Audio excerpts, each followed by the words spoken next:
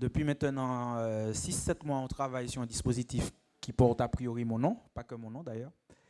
Et on arrive à l'étape finale. Aujourd'hui, donc, c'est 15 finalistes qui ont eu la chance et la malchance de participer à un bootcamp très remuant, vont vous proposer le résultat final de cette évolution, le résultat final de cette confrontation avec le monde de l'entrepreneuriat. Et a priori, nous aurons la chance, vous tous, d'assister à tout ça. La vérité, c'est que forcément, à chaque fois qu'on me donne le micro, je suis un peu ému parce que ça veut dire qu'on passe des étapes. Et là, on est quasiment à la dernière. Alors, celle de demain est plus facile à digérer puisque la vagabondagerie, je maîtrise. Là, on est dans le sérieux, dans l'institutionnel. Et puis, il y a un enjeu pour eux et aussi un enjeu pour nous, puisque j'imagine que toutes les personnes, y compris les partenaires qui ont participé à ce dispositif, espèrent qu'après le pitch, on ait des éclosions, des entreprises qui voient le jour, des projets qui sortent du stade de projet et arrivent à devenir concrets. Et finalement, on aura encore plus de matière après cette nourrie de ces fameux pitchs qui vont nous présenter ce soir. Donc, moi, je suis extrêmement content de vous voir aussi nombreux ce soir. Je suis extrêmement content de voir que la Coup Digital a encore mis les petits plats dans les grands pour nous recevoir dans ce Pita Pitch. Alors, je ne sais pas d'où ce nom sort, mais ça sonne bien, Pita Pitch. Et en plus, on a un jury aujourd'hui, j'ai envie de dire varié, avec des profils tout aussi intéressants, puisqu'on a des gens du monde de l'entreprise, mais pas que. On a même des stars de la télé, des trucs comme ça. Budget, bref. Plus sérieusement, je vais leur donner justement l'occasion de vous donner un petit mot, histoire que justement on fasse mieux connaissance et puis qu'on sache qui fait quoi. Donc je vais tout de suite passer la parole à mon ami, pas de toujours, mais de longue date finalement, Monsieur Alexandre Ventadour. Merci. Bonsoir à toutes et à tous. Je suis ravi d'être là. J'ai pas fait les premières étapes. J'étais à chaque fois hors du département, mais je suis content d'être là pour la deuxième fois. La fois la plus importante sans doute. Donc je suis Alexandre Ventadour, je suis président de Martinique Développement et je siège à l'Assemblée de la CTM en qualité de président de la commission Attractivité, Développement économique, Numérique et Tourisme. Voilà. Bon. Bonjour à tous. Je suis ravie d'être là également parce que je sais que la Bourse Paille, c'est un projet de longue date de Yoni et que ça n'a pas été facile d'arriver au bout, donc bravo. Il ne m'écoute pas, mais je suis sûre qu'il est très content que je lui dise bravo. Donc voilà, et donc Alexandra Élysée, je suis la directrice générale du groupe RCI. En tout cas, c'est en cette qualité-là que je suis là aujourd'hui. Ah, peut-être toi. Michel Vango, je suis nouvellement nommé secrétaire général du groupe Réo. Le groupe Réo est un groupe spécialisé dans la distribution alimentaire. Et donc, nous sommes partenaires effectivement de la Bourse Paille et très honorés en tout cas d'avoir contribué à l'avènement de cet événement et j'espère à la mise en œuvre de projets. Bonsoir à tous, Ophélie Cohen, je m'occupe de Buzz Martinique, le magazine et l'application mobile sur les événements en Martinique. Et je suis ravie d'être là aussi ce soir, j'ai participé au début. Donc là, je suis vraiment contente de pouvoir assister à la finale ce soir et j'ai hâte d'entendre tous les candidats. Bonsoir à toutes et à tous. Donc Stéphane Bailly, le directeur régional de Pôle emploi Martinique. Très content aussi d'être là et comme Monsieur Ventadour, je prends le jury en marche. C'est ma première présence donc, au jury, mais je représente aussi l'ensemble des collaborateurs Pôle emploi parce qu'il y a plus d'une dizaine de personnes qui ont participé au projet et qui auraient pu être là à ma place aujourd'hui. Voilà, donc une pensée pour eux. Merci beaucoup. Alors, puisqu'il faut scénariser les choses et qu'on a toute une logistique qui est en train de nous filmer, de nous mettre joli, beau à l'écran, je crois qu'on peut faire comme si on était dans une émission de télé-réalité et nous applaudir tous ensemble, histoire que nos candidats nous entendent à l'étage et que ça leur mette un petit peu la pression. Je passe tout de suite le micro à Lina. Merci beaucoup et puis on se voit d'ici quelques minutes. Merci Jenny, bonsoir tout le monde. Donc je vais vous accompagner tout au long de cette soirée des pitchs. En bonne rigueur allemande, je serai le timekeeper aussi.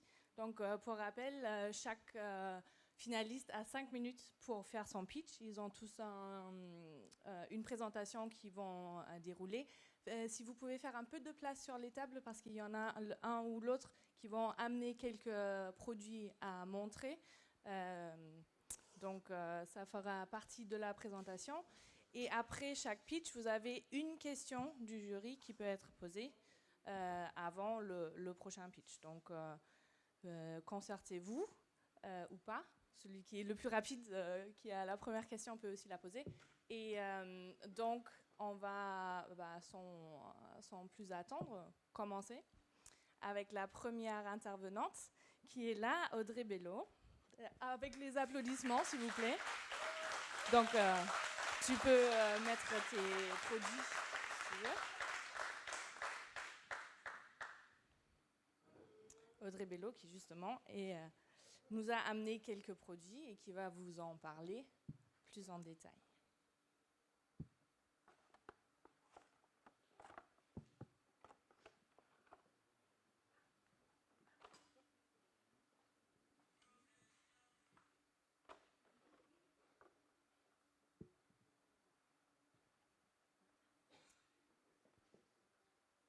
Tiens.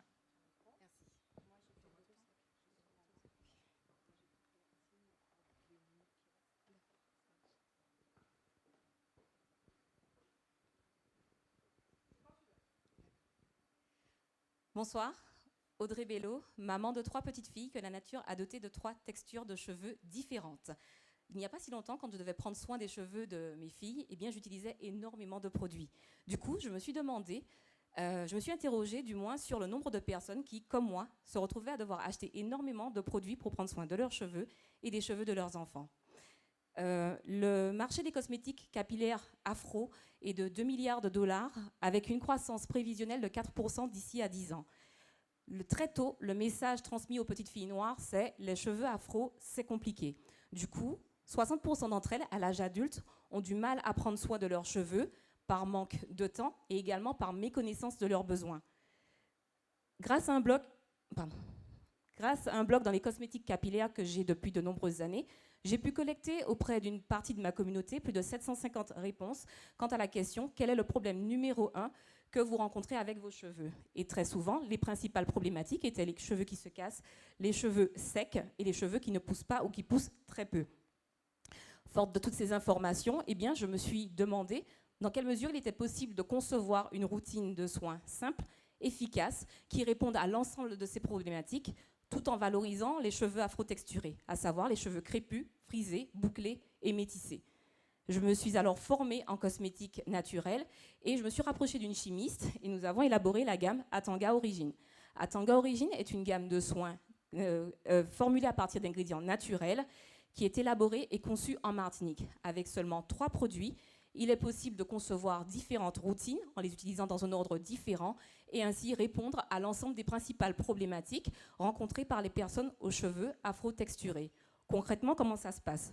Pour ma fille aînée qui a un cheveu bouclé et un cuir chevelu gras, eh bien on commencera par lui appliquer en premier le shampoing, suivi du masque en numéro 2, et en numéro 3, on aura la crème qui va définir ses boucles. Pour ma deuxième fille qui a un cuir chevelu très sensible avec les cheveux plutôt frisés, en numéro 1, là on appliquera le masque cette fois-ci, en numéro 2, la crème lavante, et en numéro 3, la crème coiffante qui va définir ses boucles. Et enfin, pour ma dernière fille, qui a un cuir chevelu extrêmement sensible, qui tiraille beaucoup, on va commencer en numéro 1 par un soin, en numéro 2, la crème lavante, en numéro 3, l'après-shampoing, et en numéro 4, le lait coiffant. Il faut savoir qu'Atanga est distribué dans plusieurs boutiques.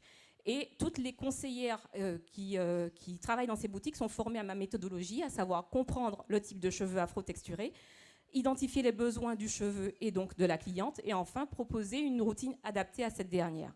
Sur le site internet, on démarre le parcours par un formulaire qui permet de découvrir la typologie de cheveux et ensuite une routine du moins est proposée. Et s'il n'y a pas de conseillère en boutique, eh bien pas de panique puisqu'un QR code sera proposé en boutique. Et enfin, j'ai la chance effectivement d'avoir grandi dans une famille de passionnés de cosmétiques puisque ma grand-mère fabriquait pour elle et ses voisines ses propres cosmétiques. L'année de ma naissance, ma mère a ouvert la première boutique de cosmétiques en Martinique. Mon père, 10 ans plus tard, ouvrait son laboratoire de cosmétiques et moi-même, je suis diplômée d'esthétique de cosmétiques et je suis également l'auteur du livre « Mes boucles, mon peigne et moi ». Avant d'intégrer le bootcamp, Atanga était distribué dans 5 boutiques. Mi-avril, Atanga sera distribué dans 22 boutiques partenaires. Toutefois, ma structure de coût actuelle ne me permet pas de privilégier pour l'instant ce canal de distribution. C'est pourquoi, depuis 10 jours, eh bien, je me suis focalisée sur des campagnes de marketing d'influence et également des événements privés. Pour 1 100 € investis au cours de ces 10 derniers jours, j'ai généré un chiffre d'affaires de 5 500 €, ce qui me pousse à croire que je peux réaliser pour cette première année 250 000 € de chiffre d'affaires, dont 60% générés en vente en direct.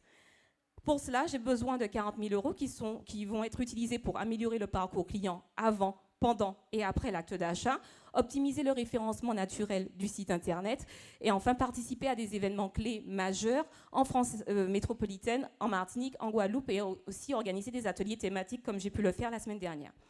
En année 2, afin de multiplier le chiffre d'affaires par 3 et d'être présent dans beaucoup plus de boutiques partenaires, eh bien, j'envisage de créer une unité de production. Et enfin, en année 5, cibler le marché afro-caribéen pour multiplier le chiffre d'affaires par 6. Et ainsi s'achève ma présentation. J'espère qu'elle vous aura passionné. Je vous écoute pour vos questions.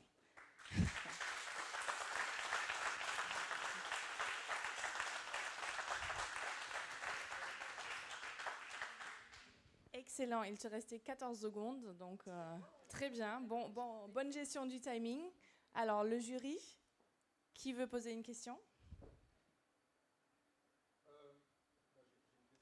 Prenez le micro pour la transmission. Merci. Je ne crois pas que tu aies mentionné l'origine des produits qui composent la gamme cosmétique. Est-ce que ce sont des produits locaux qu'on peut retrouver n'importe où dans le monde? Est-ce que c'est le procédé qui est innovant? Alors, les produits sont fabriqués en Martinique. Les ingrédients, je ne peux pas me sourcer compte tenu de volume. La filière n'est pas suffisamment structurée pour me permettre d'en avoir en quantité suffisante. Néanmoins, j'ai privilégié des ingrédients que l'on peut retrouver ici même en Martinique, dans le but donc de développer cette filière et pourquoi pas tabler sur le marché caribéen. Donc, me sourcer un peu plus dans la Caraïbe. D'accord. Merci. Avec plaisir. Merci. Et on peut applaudir Audrey. Tu peux prendre tes produits.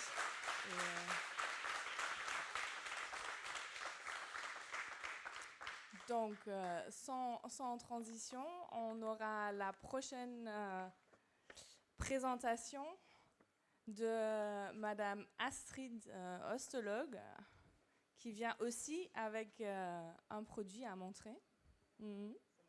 C'est un doudou, ok. Alors.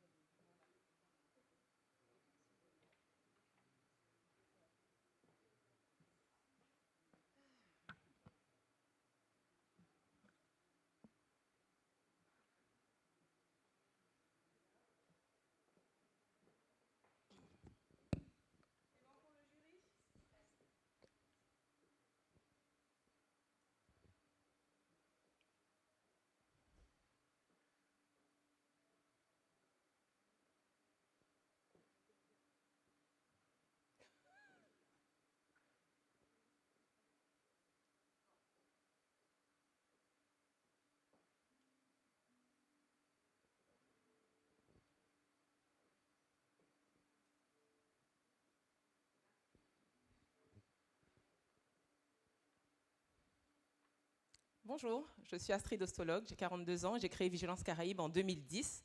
Pour mémoire, 2010, c'est l'année du séisme majeur d'Haïti, donc le fameux Big One.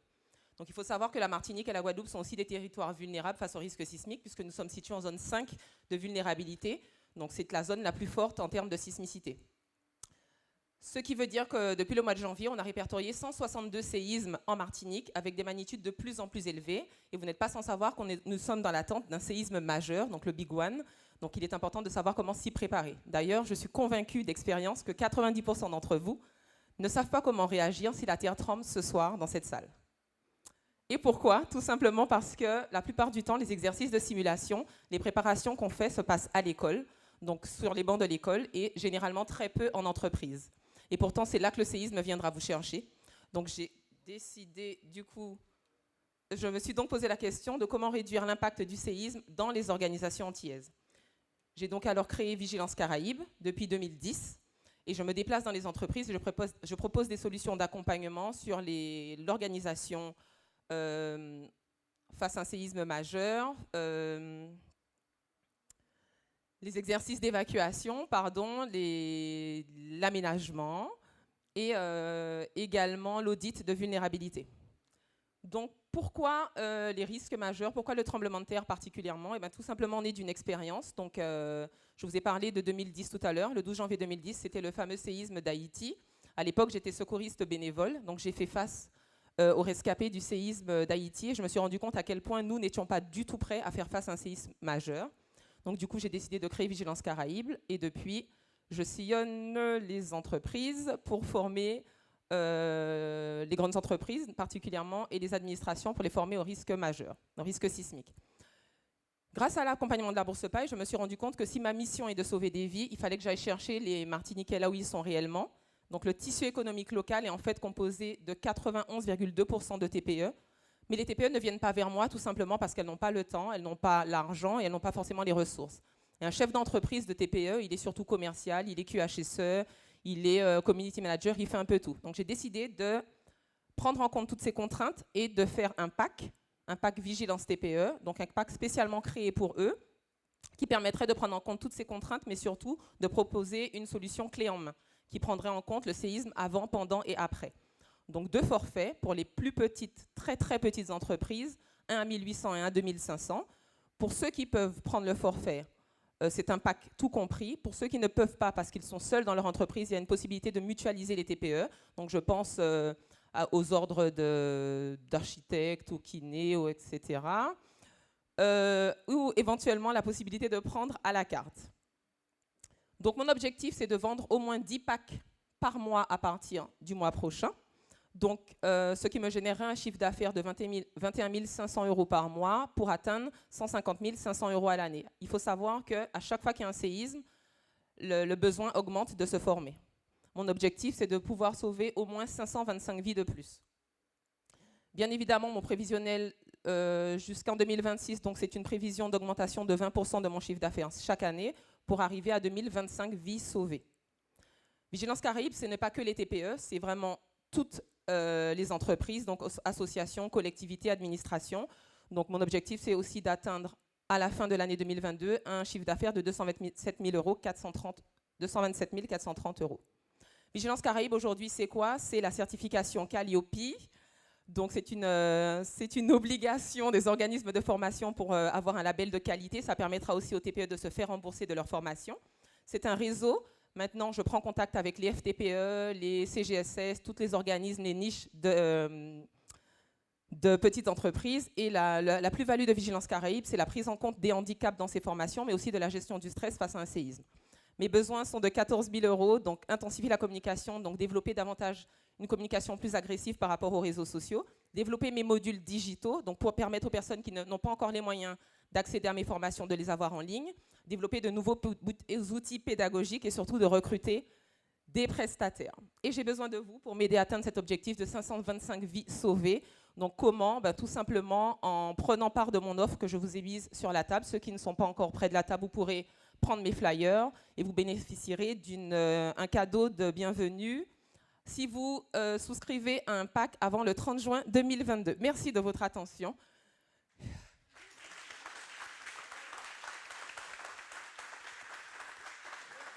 Merci Astrid. Aussi, excellente gestion du temps, il restait 5 secondes.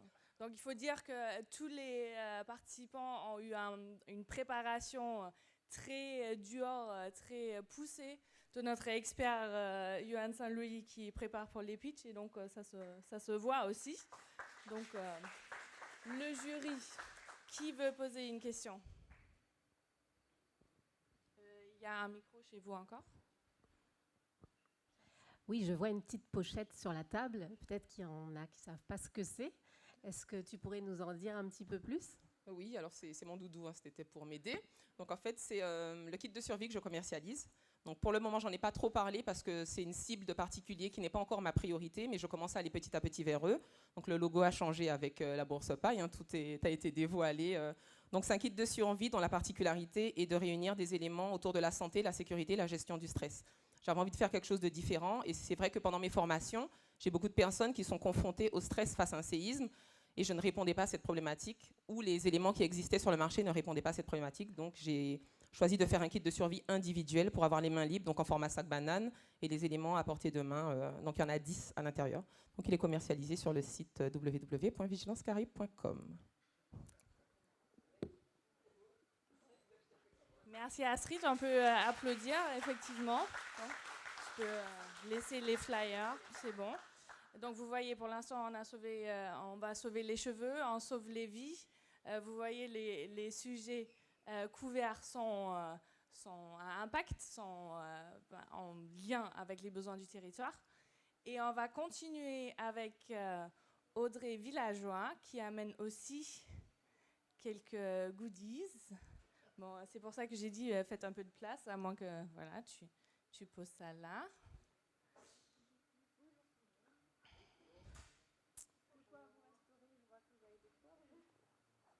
Donc on te laisse installer tes produits.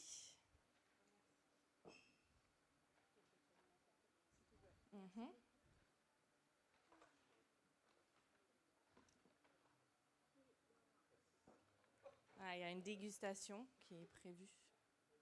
Excellent. Alors.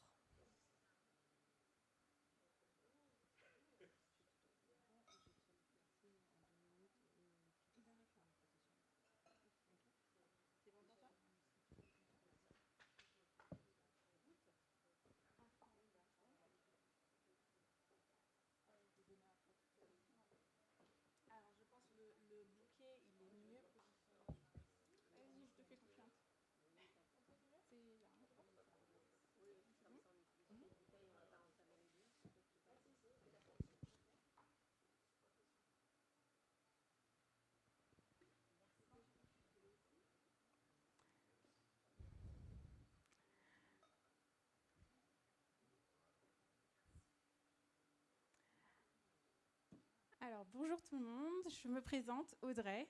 Alors, depuis ma plus tendre enfance, je consomme des tisanes et du thé. Dans la famille, c'est vraiment, on est adepte, on est fan. Je me souviens de ma grand-mère qui allait directement dans son jardin pour prendre ses petites plantes et faire ses tisanes, ou ma mère qui accueillait directement ses amis avec une tisane. Du coup, ça me rappelle mon enfance. Et quand je suis partie en Martinique, je me suis rendu compte que ça me manquait parce que je suis une grande consommatrice de thé, de tisane, mais également j'ai eu un souci de santé qui me permettait plus de consommer de thé, mais j'ai pu avoir des tisanes. Je pouvais continuer à en consommer. J'ai remarqué malheureusement que c'était pas accessible, surtout en métropole. Et c'était pas accessible pour moi, mais également pour ceux que je pouvais faire goûter, qu'ils appréciaient ce thé, mais ils ne pouvaient pas en avoir. Et c'est là que je me suis dit que ce serait bien de créer Maison Héritage. Donc Maison Héritage, c'est quoi? Maison Héritage, c'est mon héritage que m'a transmis ma mère et ma grand-mère, mais également c'est un foyer, donc c'est la famille. Mais Maison Héritage, c'est également une gamme de produits. Donc une gamme de produits que vous pouvez consommer froid actuellement, chaud également, donc également en cocktail. Donc là, ce sera des cocktails non sans alcool, avec alcool. Et on peut consommer également sous forme de glace, en cinnobol. Enfin vraiment, on peut le multiplier comme vous désirez. On a également créé une innovation avec ma mère, qui est ma partenaire et qui est également une fleuriste. Et du coup, on propose une innovation qui est le bouquet valorisable. C'est quoi le bouquet valorisable? C'est le bouquet qui peut être, qui est un plaisir d'offrir, mais également un plaisir gustatif. Donc c'est la différence d'un bouquet que vous allez avoir, il va se faner. Celui-ci, vous pourrez le partager avec tous tous vos partenaires. Hein. Alors, on a validé à l'issue de la bourse paille un POC qui a été une masterclass. Donc, j'ai présenté justement ce bouquet. C'est un bouquet justement qui est joli, vous pouvez le constater. Et aussi, on a proposé des tisanes qui sont déshydratées. Donc, toujours sous le même principe qu'on peut mélanger, faire un cocktail comme vous souhaitez. Là, par exemple, vous avez des cocktails avec base de cerise, vous pouvez le voir. Alors, on a des tisanes en vrac, nos bouquets floraux, vous avez toute la composition des bouquets pour faire vraiment les tisanes que vous désirez. On est 2 dans cette équipe, donc moi, j'ai fait des études de biochimie. J'ai fait également, j'ai travaillé dans le domaine du luxe et ma mère est également fleuriste. Actuellement, le marché du thé est très porteur. C'est la 2e boisson du monde. Nous avons comme marché pour Maison Héritage, on souhaiterait maintenant avoir une boutique en ligne et également être distribué en Martinique, avoir le maximum de distributeurs pour se faire connaître et faire connaître Maison Héritage ainsi que ses valeurs. Et moyen long terme, ça serait une boutique physique et un salon de tisane. Salon de tisane qu'il n'y a pas encore en Martinique. Le marché va être présenté pour les consommateurs martiniquais et touristiques également. On a de la concurrence, mais la concurrence peut être également un partenaire. Pourquoi ? Parce que nous, on veut valoriser la tisane locale. Et voilà. Le plan de développement qu'on souhaiterait, ce serait toujours proposer un salon de tisane pour vraiment apporter le conseil, le savoir-vivre, vraiment pour apprécier nos valeurs. Je vous remercie beaucoup pour cette attention apportée et j'espère que vous avez régalé. J'aimerais bien vous faire régaler également, mais bon, ça sera chez Maison Héritage.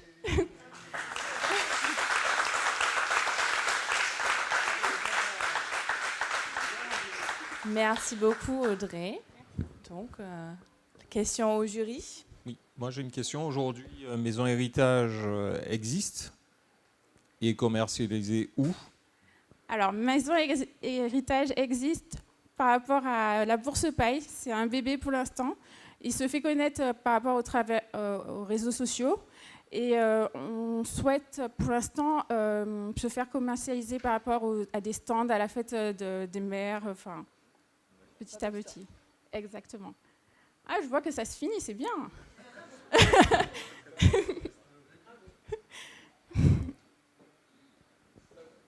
Ok, merci Audrey. Donc tu peux peut-être leur laisser le thé. Sinon, nous à côté on le prend aussi hein, pour goûter. La prochaine, ok, c'est noté. Bon, bah, très bien, on peut applaudir Audrey qui part. Donc, ça pour le plaisir gustatif. On va continuer avec Lina Laplume qui va nous rejoindre pour sa présentation et qui va nous faire voyager. Bonsoir. Merci. Ici. Ok. Je te mets le temps et je te fais signe à 2 minutes et à 1 minute. Ça va. Merci.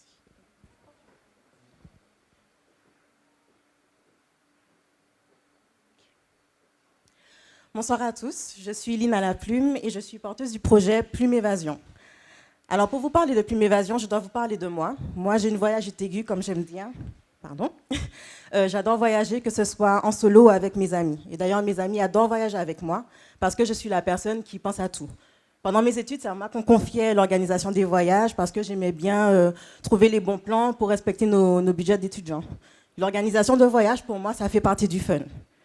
Alors que pour 66% des voyageurs, organiser son voyage, surtout depuis la crise sanitaire, c'est un peu l'effort avant le réconfort. Et pour 37% de ces voyageurs, le stress de l'organisation les pousse à annuler leur voyage. Parce que c'est chronophage, c'est un peu chiant, il y a plein d'informations sur Internet, on ne sait pas comment vérifier les informations et du coup, beaucoup abandonnent avant même d'essayer. Alors je me suis demandé comment je pouvais aider les gens à voyager plus facilement et plus sereinement. J'ai acquis une certaine rigueur et un sens de l'organisation en étant ingénieur. Et avec ma passion pour les voyages, je me suis dit qu'il y avait quelque chose à faire. Et du coup, je me suis formée en management du tourisme et des loisirs pour devenir travel designer. Travel designer, c'est un métier en expansion en France et en Belgique. C'est un service de consultance en voyage. Et depuis la crise, on a observé que 33% des touristes et 50% des voyageurs d'affaires font appel à ce genre de service. Mais moi, j'ai voulu apporter ma petite touche personnelle. Et ce qui me différencie des autres, c'est que je suis martiniquaise, je suis caribéenne, fière de l'être, et que j'ai envie de partager ma culture avec le plus grand nombre. Mais je me suis rendu compte que la Caraïbe, encore pour beaucoup de monde, ça reste les plages turquoises, les cocktails, la farniente. Et pourquoi? Parce que c'est finalement la formule gagnante. C'est ce qui attire les gens, les formules all-inclusive. Et puis si on veut s'orienter vers d'autres types d'activités, il est assez difficile de trouver des informations sur Internet. En plus, il y a la barrière de la langue, puisque toutes les îles ne sont pas francophones. Et s'il se passe quelque chose sur place, on ne sait pas forcément vers qui se retourner, donc ça reste un peu compliqué.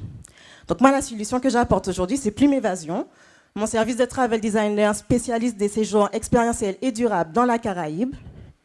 Pourquoi le tourisme expérientiel? Parce que c'est une forme de tourisme qui va me permettre de valoriser un autre aspect de la Caraïbe, sa culture, son histoire, les traditions, les richesses naturelles. Puisque pour 60% des voyageurs, il est plus important de vivre une destination plutôt que de simplement y aller.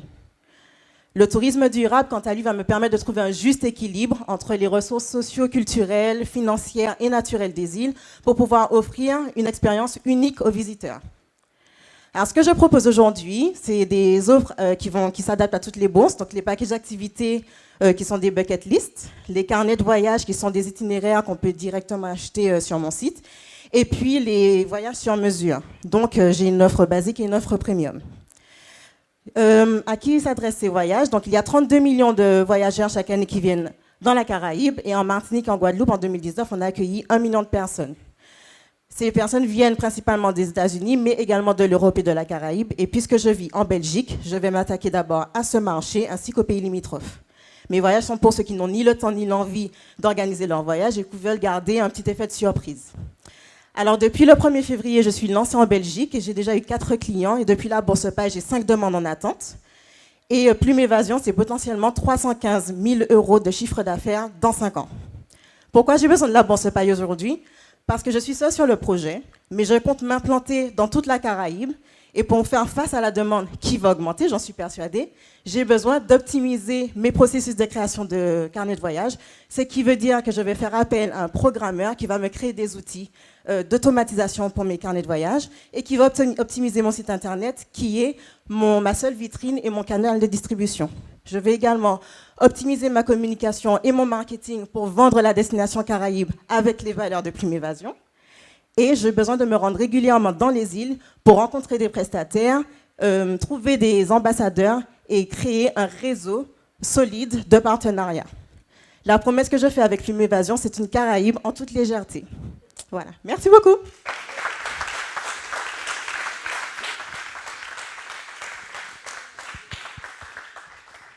Bonsoir. Bonsoir. En termes de distribution, ou plutôt de mise en relation avec les acheteurs potentiels, est-ce que tu comptes uniquement sur tes environnements, donc sites et réseaux sociaux, ou est-ce que tu as une réflexion à aller sur des grosses plateformes comme Airbnb Experience, etc., etc. Est-ce que tu vas travailler avec eux, avec ceux qui gèrent plus de gens, ou est-ce que tu vas créer ton environnement à part? Je veux créer mon environnement à part. Je veux que Plume Évasion devienne son petit Airbnb, son grand Airbnb en fait, son réseau à lui-même et le référent un peu pour les voyages dans la Caraïbe. Ok, merci beaucoup. Merci à vous. Merci Lina, merci pour ta présentation. La rigueur, c'est bien, tu dois avoir un côté allemand aussi, ou c'est juste les gens qui s'appellent Lina qui sont juste aussi très... Voilà. Bon, merci pour toi, à toi. On va laisser un petit moment pour le jury pour aussi digérer toutes ces informations, parce qu'effectivement, les présentations sont denses, ils sont bien préparés. La prochaine personne qui se prépare déjà, c'est Morgane Mongin, qui va aussi nous faire voyager, mais dans tout un autre monde. Tu peux déjà t'approcher.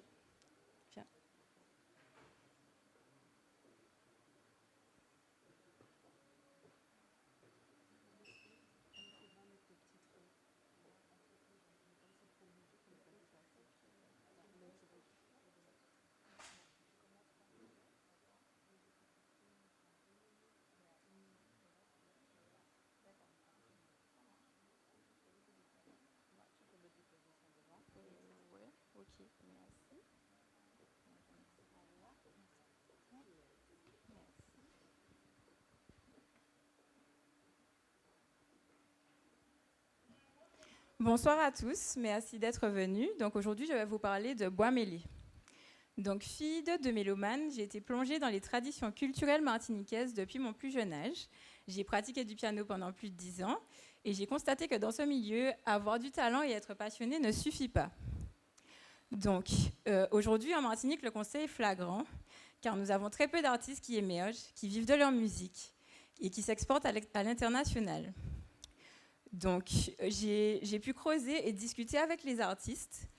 Et j'ai rencontré donc David Obadja qui m'a pu justement identifier certaines difficultés.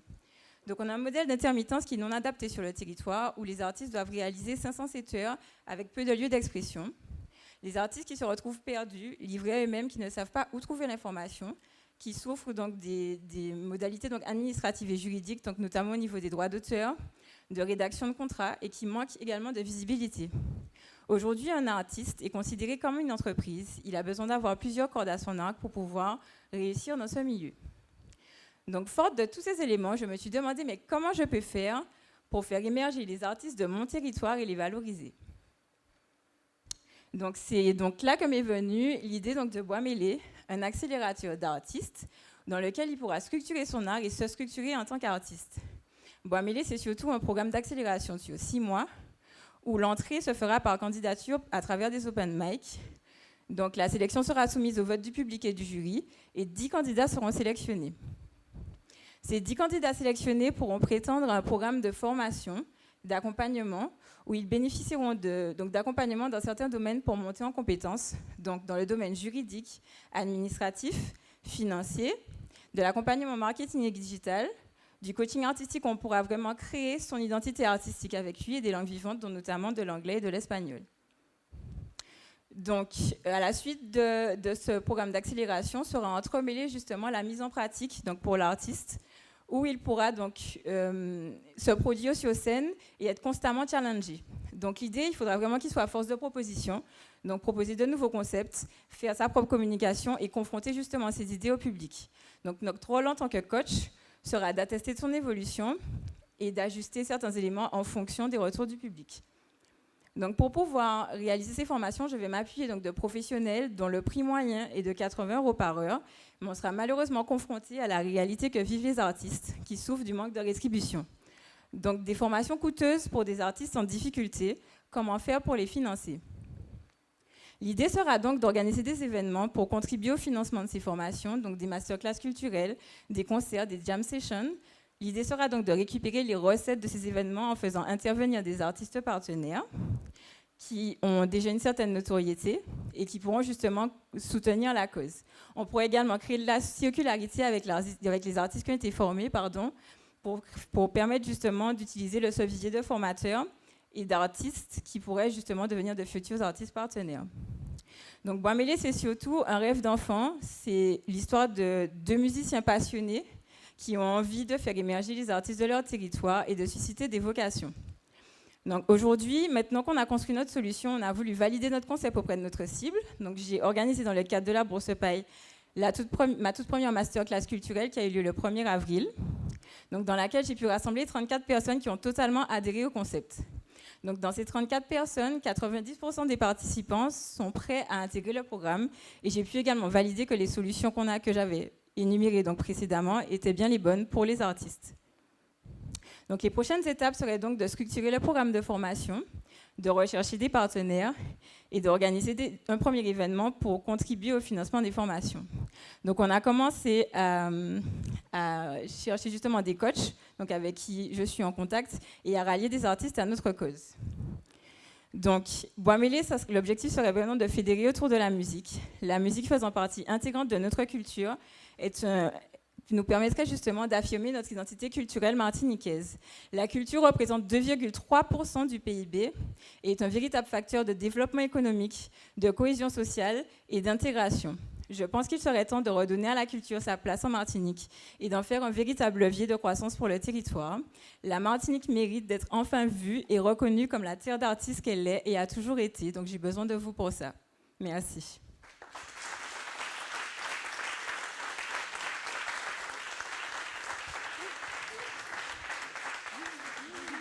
Bravo, tu peux respirer, ça s'est très bien passé. Il restait à quelques secondes même, donc bien fait. Question au jury?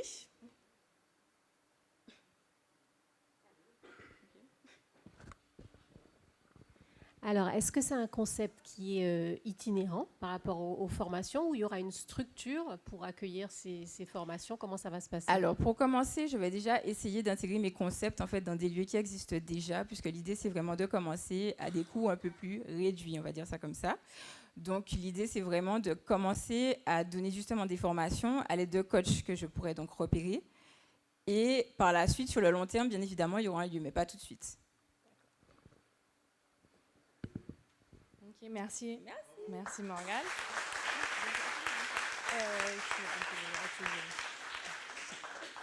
Alors, on a fait les premiers 5. Donc, je demande au jury, est-ce que vous avez besoin d'une petite pause ou on enchaîne?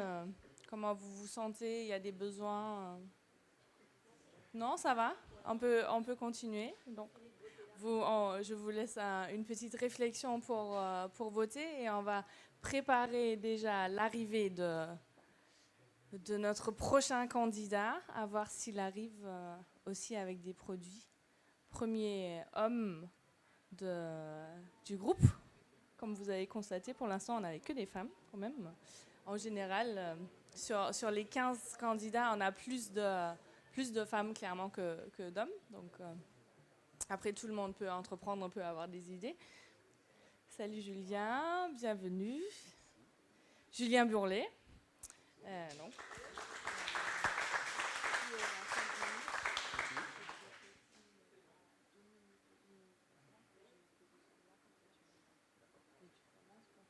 Ok.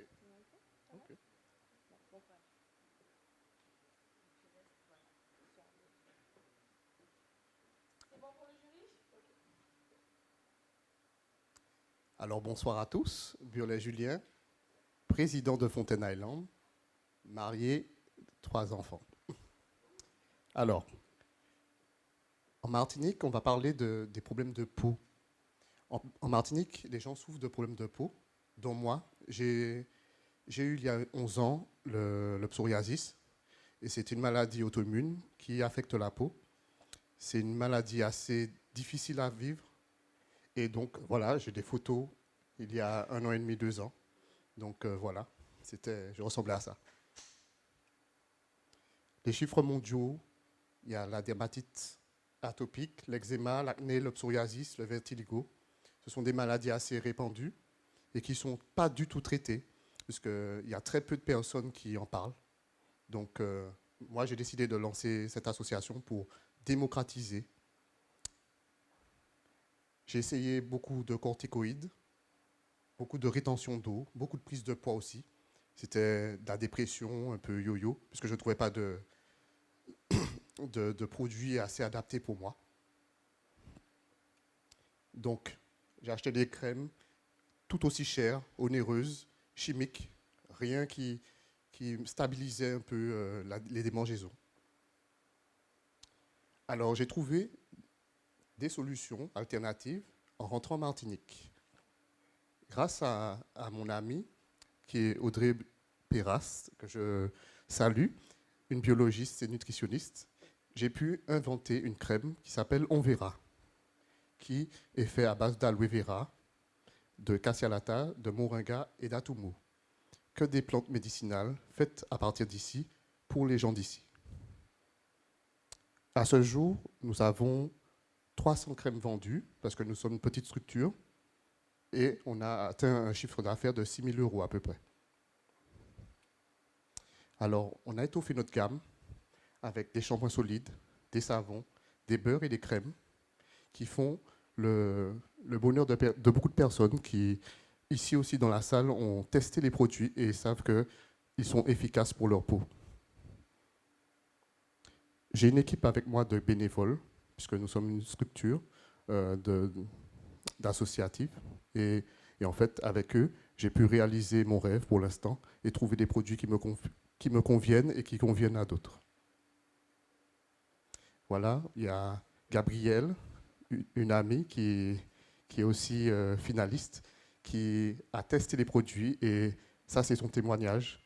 Il y a 3 semaines, elle a pu remettre des jupes. Et ça, c'était juste merveilleux. Le marché du cosmétique naturel est de 2,7 milliards d'euros en France. C'est la plus grande marge de progression parce que ce sont des cosmétiques bio qui respectent l'environnement. On évite le surplus de packaging, c'est-à-dire c'est beaucoup de cosmétiques avec des pots en verre, etc., juste pour le recyclage, etc. Alors mon développement, une stratégie, c'est développer une filière d'aloe sur les 5 ans,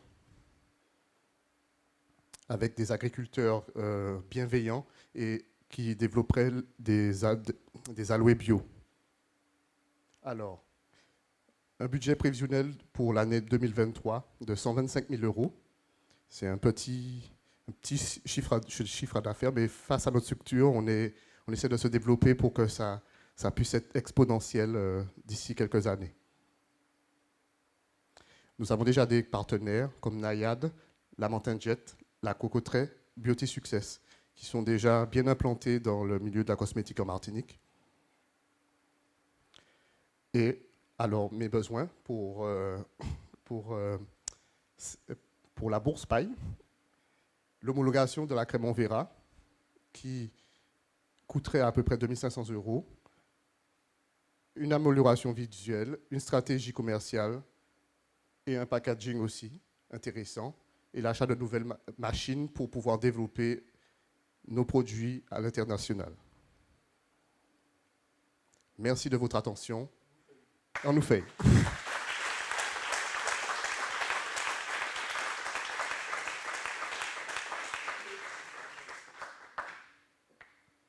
Merci Julien, je prends ça.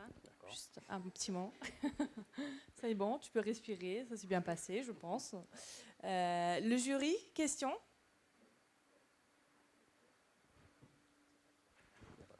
Du coup, vous avez déjà investi Oui. dans les machines J'ai déjà commencé. Au fur et à mesure, chaque fois qu'on vendait des crèmes, on réinvestissait. On a réussi à développer un petit laboratoire à Saint-Joseph. Mais ça, en partant de rien, ça veut dire qu'on n'avait pas forcément les moyens. Et on s'est dit, ouais, ben, pourquoi pas. Et c'est en me suivant que les gens se sont dit, ouais, ben, on peut le faire ensemble. Et surtout, on peut le faire pour la Martinique, surtout. Merci beaucoup. C'est bon. Merci à vous. Merci pour sa présentation. Donc, on va enchaîner après un petit moment de réflexion pour le jury avec Ameline Rodriguez qui va présenter tout un autre produit.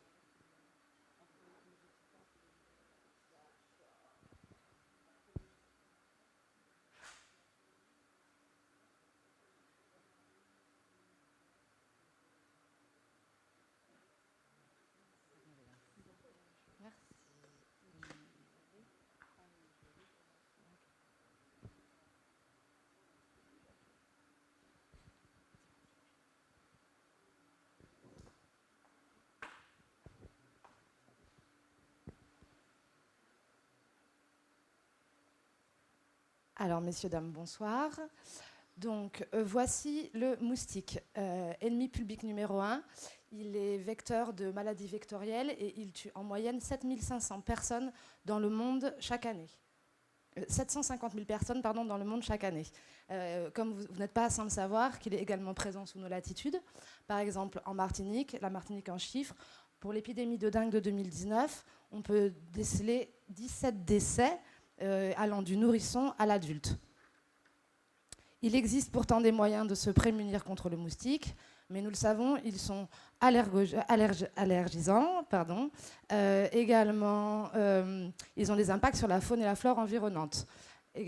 On peut également ajouter que l'enfumage à grande échelle a des impacts sur nos nappes phréatiques, également sur nos sols, qui est déjà pollué par le scandale du chlordécone. C'est pour ça qu'aujourd'hui, nous sommes heureux de vous présenter un procédé révolutionnaire qui est porté par la marque Kista, une borne anti-moustique écologique. C'était une solution qui est déjà implantée dans plusieurs pays du monde.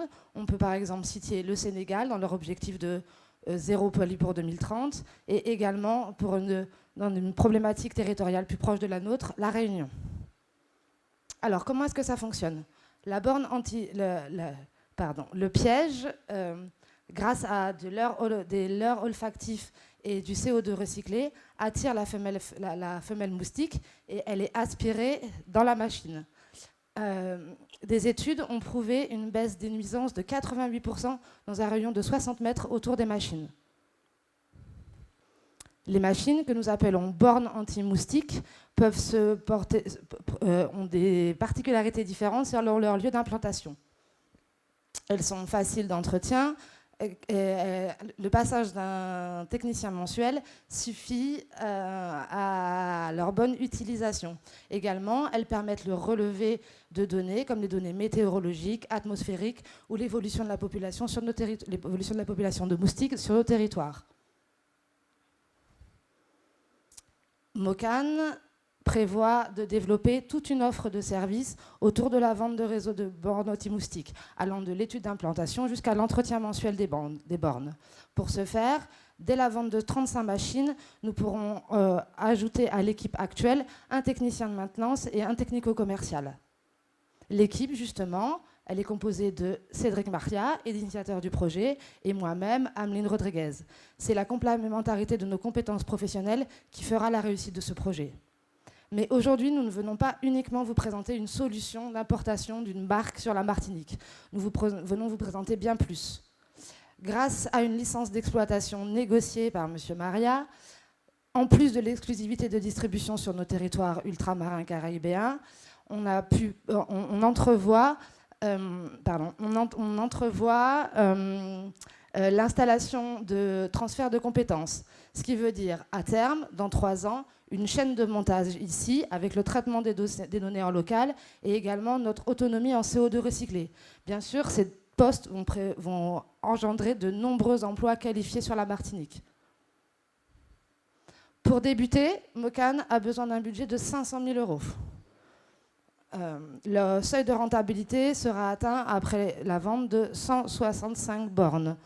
Le chiffre d'affaires de la première année est estimé à environ 260 000 € avec la vente de 70 bornes.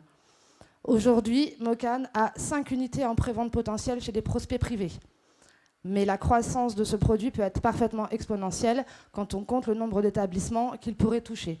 457 établissements scolaires, ne serait-ce qu'en Martinique, établissements sanitaires, les hôtels et également, pourquoi pas, chez vous. Alors voilà, jury de la Bourse Paille et auditeurs et auditrices de la Bourse Paille. Aujourd'hui, parce que c'est un projet qui a un impact écologique, parce que c'est un projet ambitieux, parce que c'est un projet qui touche aux problématiques sanitaires de notre territoire, parce que c'est un projet qui pourvoit de l'emploi, on a besoin de vous.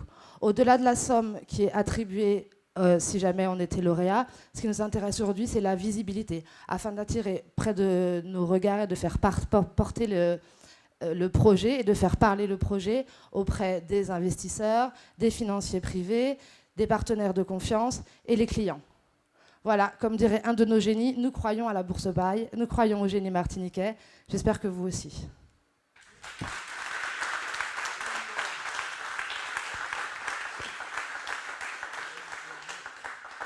Merci beaucoup, Ameline.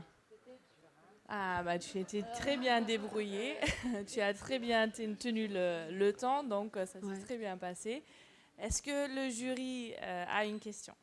Je vais être la relou qui va poser une question multiple. En fait, la question, c'est combien ça coûte? Parce qu'il y a déjà d'autres produits qui existent, comme des espèces de centrifugeuses là, avec l'âge des hormones ou je sais pas quoi. Et donc, et en gros, combien ça coûte? On loue, on achète Alors, justement, combien ça coûte? Selon les gammes de bornes qui vont pouvoir être implantées, nous, on a différentes bornes, comme vous avez vu dans les visuels précédents. On a des bornes qui sont destinées à l'usage privé et des bornes qui sont destinées à l'usage public. Et également, on a des bornes qui sont destinées à des sites isolés en électricité, donc qui sont dotés de photovoltaïque. Donc, selon la différente gamme de bornes, on aura un différent prix. Le prix d'appel pour la première bonne est située aux environs de 1 100 €. Et la deuxième partie de la question, pardon, En termes de concurrence,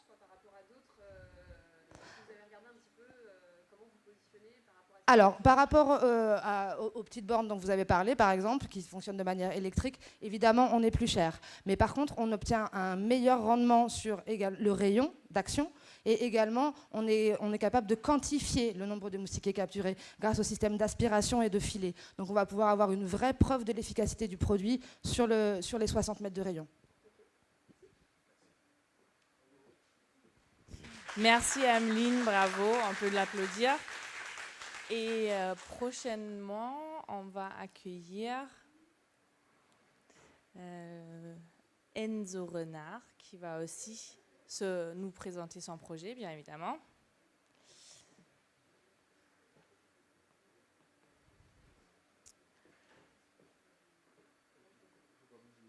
Tu as amené quelque chose? Non. Non, c'est pas grave. Bon, on va laisser encore un petit moment pour le jury. Tu peux déjà te positionner.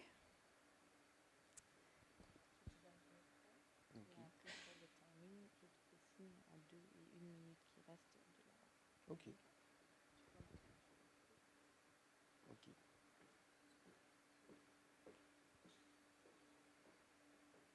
80% des produits que nous consommons sont importés. C'est énorme et cela nous rend vulnérables face à des grèves, puisque l'approvisionnement en marchandises est plus difficile, des guerres qui augmentent le prix des matières premières et du coup qui fait baisser notre pouvoir d'achat. Pourtant, la production locale, qu'elle soit alimentaire ou non alimentaire, reste dynamique, sous-exploitée et diversifiée. La Bourse Paille en est un parfait exemple. Le constat, c'est que quand j'ai souhaité en fait, me fournir uniquement de produits locaux, je me suis rendu compte qu'il me fallait compter plus de 24 heures afin de rencontrer les différents producteurs, alors que pour les produits importés, il me fallait à peine 2 heures. Du coup, ça m'a permis de constater que la grosse problématique, c'était l'accessibilité à la production locale. Elle se caractérise par un manque de visibilité, des trajets relativement longs et la régularité qui impacte le prix de la production.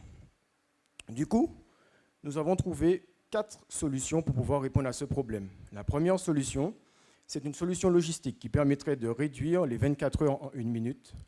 Une solution digitale qui permettrait de donner de la visibilité à la production locale. Une solution économique avec un business modèle intelligent et intéressant. Et une solution écologique afin de réduire l'impact carbone avec des pratiques éco-responsables et une production saine. Ça fait beaucoup. Du coup, nous avons décidé de combiner ces 4 solutions afin de donner naissance à une seule et unique solution qui est Morina, le marché local 3.0, qui simplifie l'accès à la production locale en favorisant les circuits courts. En gros, l'Amazon de la production locale, en plus éthique. Cette plateforme se compose de 2 applications mobiles, une dédiée aux consommateurs, qu'ils soient un particulier ou un professionnel, et l'autre dédiée aux producteurs. Elle fonctionne de la manière suivante. À l'aide de l'application producteur, il suffira au producteur d'entrer du coup ses disponibilités en termes de produits, ce qui permettra de rendre visible sur l'application du consommateur où le client pourra composer son panier, entrer une date, entrer une adresse et procéder à la validation de son panier. Ensuite, l'actualisation du stock sera faite automatiquement et Morina se chargera du reste en allant collecter les produits, en préparant les commandes et en livrant le client. Mais avant tout ça, nous avons effectué un test grandeur nature, tout simplement en prenant notre famille, en leur proposant le service. Et comme ils ont adhéré, ils en ont parlé à d'autres amis, qui en ont parlé à d'autres amis. Et enfin, au bout des 2 mois, nous avons pu avoir un total de 195 commandes et un chiffre d'affaires généré de 10 000 €.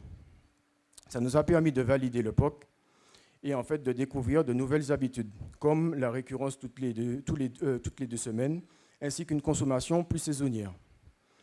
Mais qu'est-ce que Morina en chiffres? Morina, c'est un panier moyen de 50 €. Sur ce panier moyen, nous avons une commission qui est prélevée de 30% et le reste qui est redistribué directement aux producteurs. Ensuite, Morina se rémunère sur les frais de livraison allant de 3 à 5 € en fonction de la zone.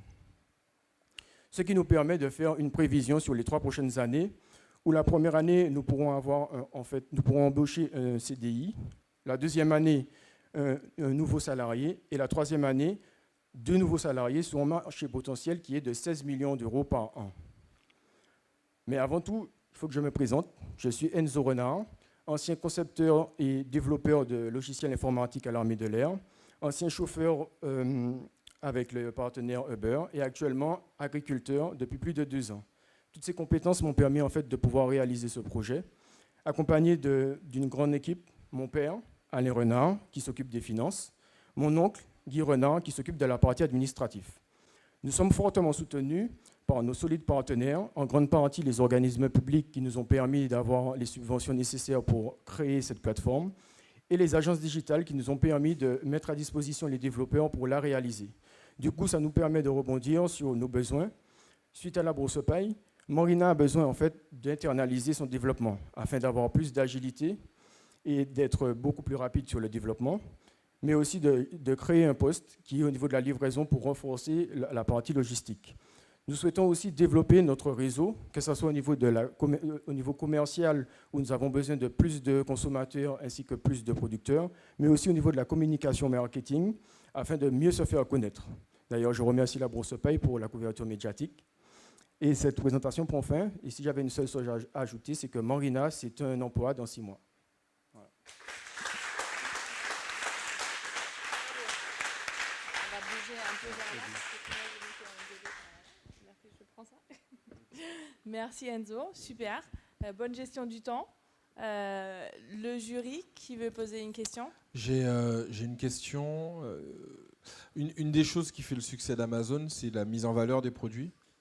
Là, vous êtes sur un circuit court, enfin tu es sur un circuit court avec des produits de qualité, mais pas forcément des entreprises qui ont le savoir-faire pour savoir les mettre en avant et les mettre sur une plateforme digitale.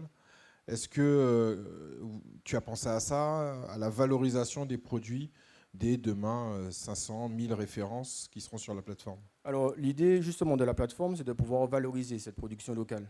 Au-delà de la visibilité, c'est de pouvoir justement donner plus de descriptions. Parce qu'effectivement, souvent, il y a des productions qui sont possibles, mais on ne connaît pas l'utilité, ni on ne connaît pas quelles peuvent être les propriétés ou autres. Et donc, l'idée, c'est justement de permettre, au-delà de commander le produit, d'avoir une description, éventuellement par la suite, de savoir comment l'utiliser, et aussi de mettre en avant les producteurs qui le fournissent. Merci. Merci beaucoup Enzo. Sous applaudissements, c'est bon. Non, halt, stop, moi je veux garder ça. Merci. Alors, il y a quelque chose qui nous arrive, qui, je pense, c'est la première fois que ça nous arrive, on est en avance sur le timing. Donc, on va faire passer la prochaine personne, c'est Gabriel Kounali, donc au jury. Faites attention. Sur justement le jugement, parce qu'on va sauter deux personnes, Marie-Noël et Dina, qui vont passer après. Et maintenant, je demande à tout le monde de fermer les yeux parce que je vais avancer les slides et je veux ne pas que vous voyez les slides de Marie-Noël et de Dina. Donc, comme ça, je vais rapidement... Ah, bah, c'est bien. Bon, bah, très bien. Excusez-moi.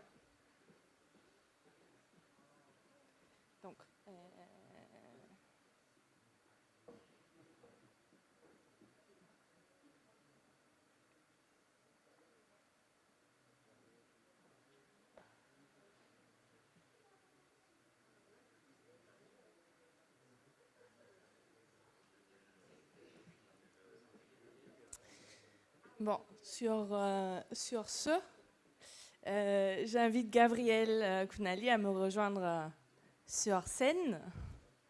Tu vas bien? Très bien, merci. Super. Bonsoir. Bon, alors c'est bien Gabriel Kounali qui va nous présenter son projet. Si tu veux distribuer tes matériaux, il n'y a pas de souci. J'aurais voulu encore les regarder. D'accord.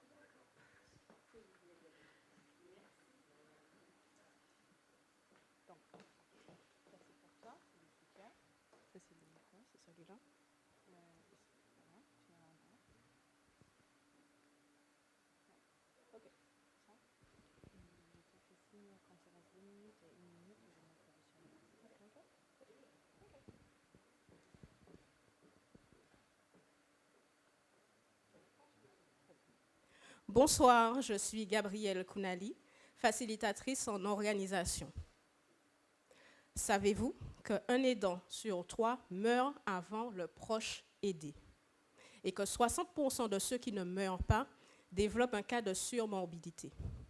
Comment je le sais? Tout simplement parce qu'il y a 7 ans, je suis moi-même devenue aidante de ma grand-mère atteinte d'une tumeur au cerveau. Et je n'échappe pas aux statistiques puisque je suis moi-même atteinte d'un cas de surmortalité. J'ai une hypertrophie cardiaque. Alors, pour ceux qui ne le savent pas, un aidant, c'est quoi? C'est une personne qui intervient de façon régulière et non professionnelle auprès d'un proche en perte d'autonomie du fait de l'âge, de la maladie ou tout simplement d'un handicap. Donc voici ma grand-mère. Et la situation, malheureusement, ne va pas s'améliorer puisque 73 000 personnes sont en situation de handicap, auxquelles vont s'ajouter 145 000 seniors à l'aube de 2030, c'est-à-dire dans 8 ans. Alors souvent, on parle effectivement des aidants, mais nous sommes tous des aidants potentiels. Et il faut savoir qu'on peut être aidant de son enfant, aidant de son conjoint. Et les difficultés, notamment des aidants, c'est l'épuisement émotionnel, physique, qui impacte directement vous, chef d'entreprise, qui êtes présent ce soir, puisque c'est de l'absentéisme, le budget de la Sécu qui va complètement être exposé, le manque d'information, de formation, les problématiques financières, ainsi que les conflits familiaux, ainsi que qui entraînent des problèmes de succession quand le proche aidé n'a pas fait de directive anticipée. Alors, je me suis posé la question, comment on peut faciliter l'accompagnement et l'organisation des aidants pour non seulement améliorer leur qualité, mais leur espérance de vie. Et c'est là que dans le bootcamp est né le premier cabinet en organisation et accompagnement des aidants de Martinique, mais aussi les Martiniquais expatriés. Notre valeur ajoutée, c'est d'être un guichet unique qui va centraliser toutes les informations dont ont besoin les aidants, pas non seulement ceux qui interviennent auprès des personnes âgées, mais ceux qui ont aussi des problématiques de handicap et pour la maladie. Nous intervenons auprès des particuliers en prévention, puisque la situation, quand elle est prise bien en amont, peut réduire l'impact sur les aidants, mais aussi les aidés. Le conseil, puisque notamment, classiquement, les questions que je reçois, c'est comment je peux accéder au compte via la tutelle, par exemple, comment je peux avoir des aides, puisque financièrement, j'ai des difficultés. Et ensuite, on continue avec un accompagnement lorsqu'il faut aller chercher des fonds. On intervient aussi auprès de vous, professionnels, pour un audit, puisque vous n'êtes pas toujours au courant de la situation, puisque les aidants ne se déclarent pas tout simplement parce que des fois, ils ne le savent pas.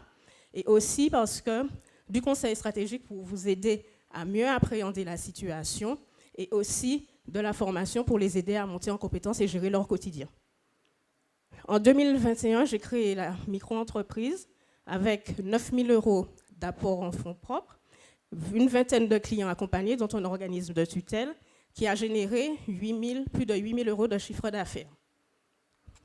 Avec une équipe composée de moi-même, une facilitatrice en relation pour la communication et un avocat partenaire. L'offre que je vous ai présentée a été validée dans le cadre d'un événement qui a eu lieu à la Cour digitale et qui a permis de présenter la nouvelle offre, de récupérer donc 12 inscrits, des e-books demandés et 4 accompagnements, dont une demande de partenariat.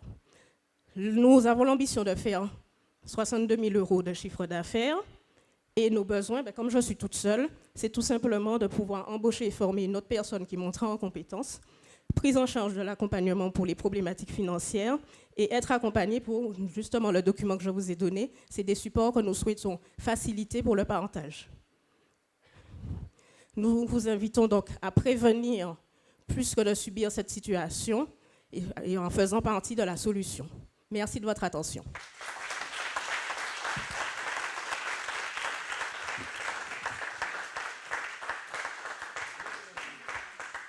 Merci Gabrielle pour cette présentation. Ça y est, tu peux respirer. C'est bien passé. Question au jury. Merci. c'est un secteur qui va devenir concurrentiel, ou il l'est peut-être déjà. Concurrentiel de... Avec d'autres, peut-être d'autres personnes ont pu avoir l'idée. Non, il faut savoir qu'aujourd'hui, je donne de la visibilité à l'ensemble des solutions qui majoritairement sont centralisées sur la personne âgée. Et je viens en complément sur les aspects prévention qui sont dans le schéma d'autonomie 2018-2023 de la CTM, avec le volet, comme je vous l'ai dit, du handicap et de la maladie qui ne sont pas traités. Il faut savoir qu'aujourd'hui, les trisomiques adultes ne sont pas pris en charge et ça reste une problématique qui n'est pas traitée. Donc je viens en complément pour justement faciliter l'accès à l'ensemble des informations selon les trois pertes d'autonomie qui existent sur la Martinique. Merci beaucoup, Gabrielle. Je te remercie. Je suis allée. Alors, on va faire une nouvelle manipulation. Pour la prochaine personne, ça sera Marie-Noël Mello, qui nous rejoint, qui se prépare. Et moi, je vais préparer les slides.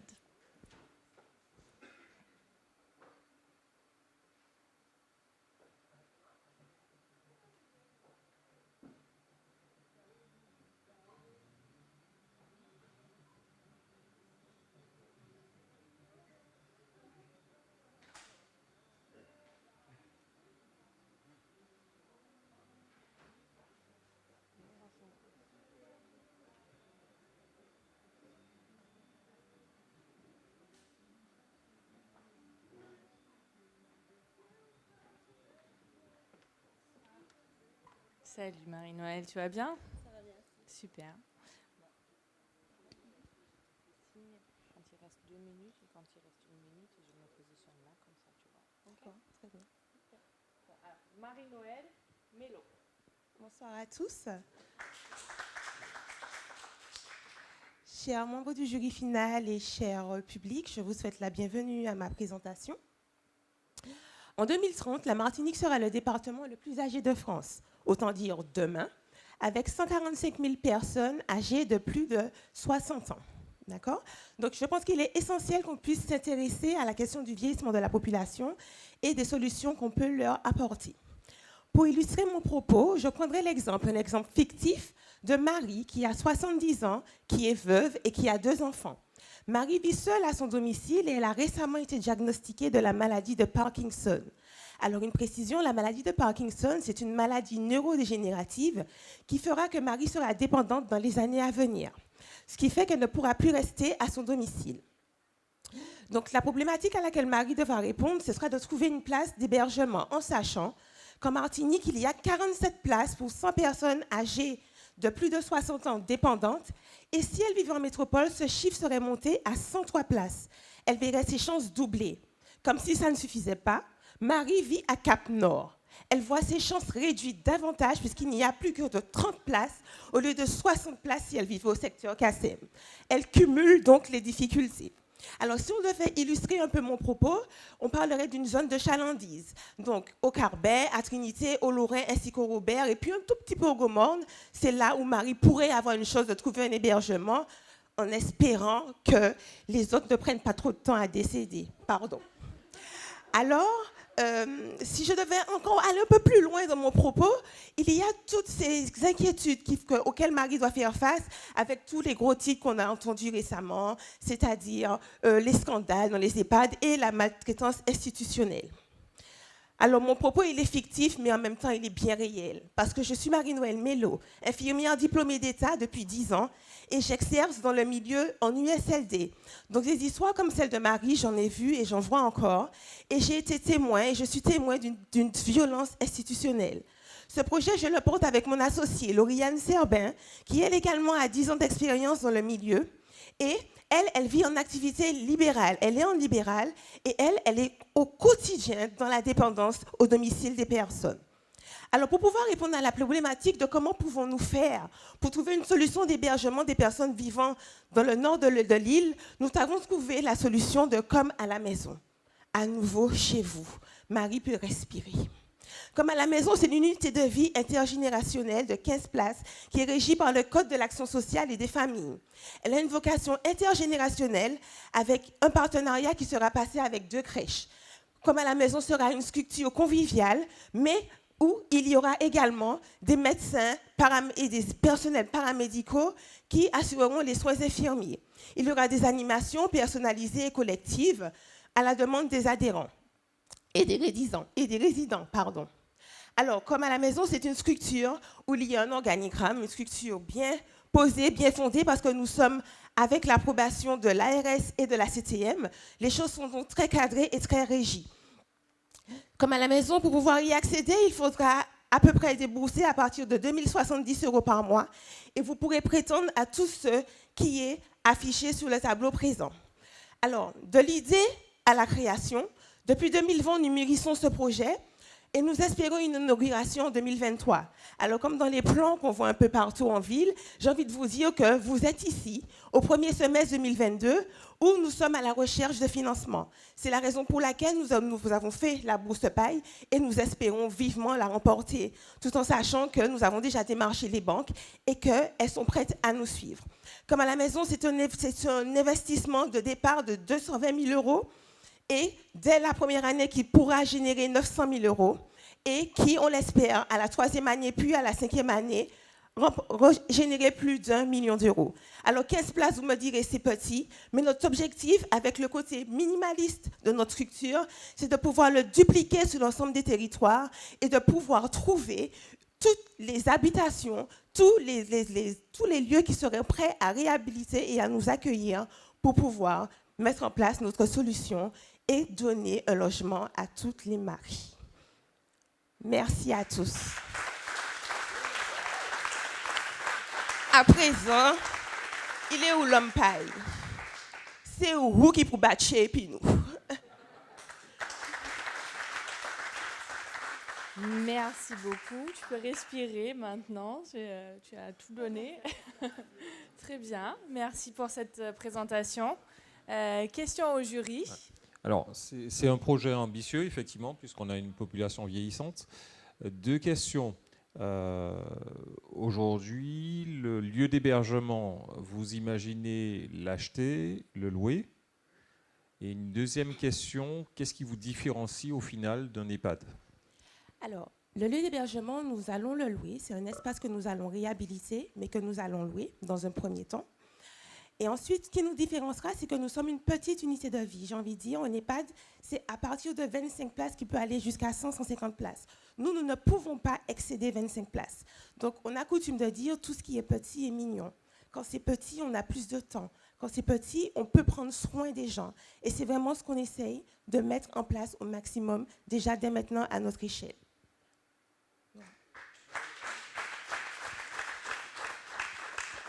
Merci beaucoup, Marie-Noëlle. Donc, je t'invite à quitter la scène. Donc, on a vu 10 projets pour l'instant.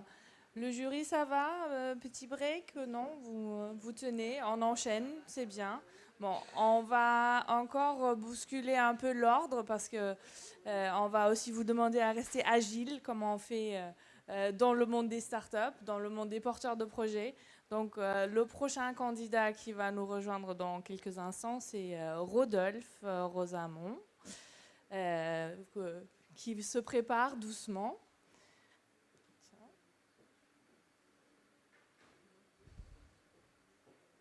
On va trouver les slides pour Rodolphe. C'est bon? Non.